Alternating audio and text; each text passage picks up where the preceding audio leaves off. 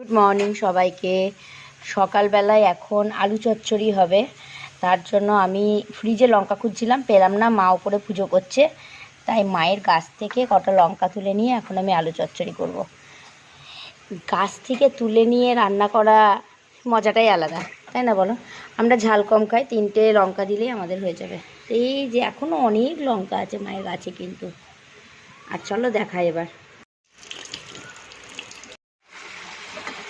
এই যে আলু চচ্চড়িতে মায়ের গাছ থেকে লঙ্কা তুলে নিয়ে করছি। দেখেছো, তাড়াতাড়িতে একটা লঙ্কার বোটাও থেকে গেছে। ধুলাম কিন্তু খেয়াল করিনি।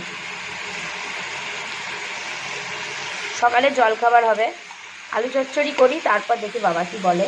সকালবেলায় ছেলের ব্রেকফাস্ট খাওয়া হয়ে গেছে, চিড়ের পোহা।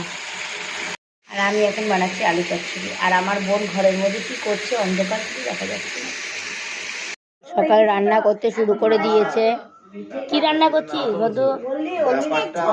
না বললে সেটা করতো না, না বললে আর